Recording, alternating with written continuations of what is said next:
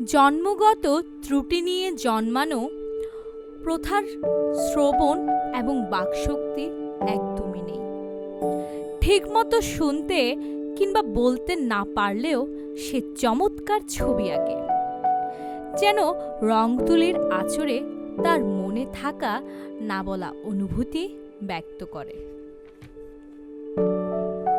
প্রথা একটি বিশেষ স্কুলে যায়, যেখানে বিশেষ চাহিদা সম্পন্ন শিশুদের পড়ানো হয়।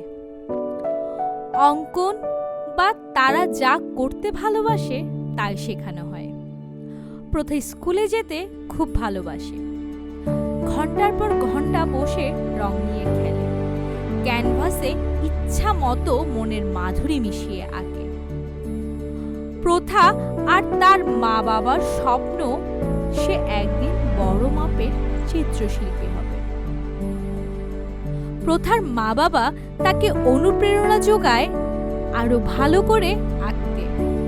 তার বাবা বিভিন্ন রং ক্যানভাস কিনে আনে তার জন্য। তার মা তাকে নিয়ে বিকেলে ছাদে যায়।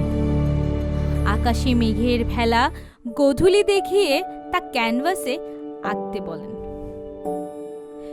কিন্তু বিশেষ চাহিদা সম্পন্ন শিশুরা তো আমাদের সমাজে অবহেলিত।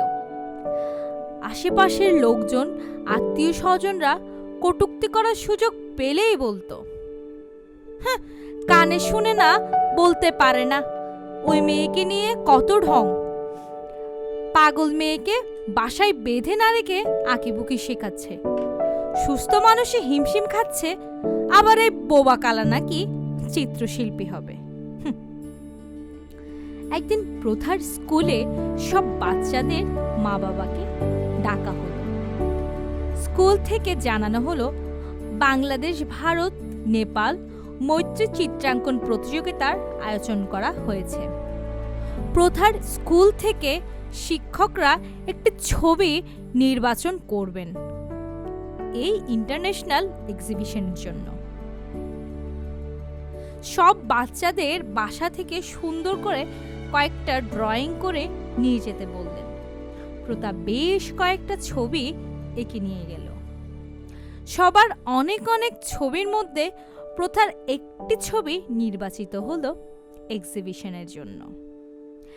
এত এত ছবির মধ্যে তার ছবি এক্সিবিশনের জন্য নির্বাচিত হওয়ায় সে মনে অনুপ্রেরণা পেল। ইন্টারন্যাশনাল এক্সিবিশনের ফলাফল এলো। প্রথার ছবি 3 দেশের মধ্যে প্রথম স্থান লাভ করেছে। প্রথার মা বাবা তাকে জড়িয়ে ধরে কান্না করে দিল। প্রথার চোখ ভিজে এলো। তার মনে হলো এতদিন যারা কথা দিয়ে খুঁচিয়ে তার মা বাবাকে কষ্ট দিয়েছে, এ যেন তার যোগ্য জবাব। প্রথার সাহস, অনুপ্রেরণা দ্বিগুণ হয়ে গেল। নিন্দুকের চোখ কপালে উঠে গেল বোবা কালামের সাফল্য দেখে।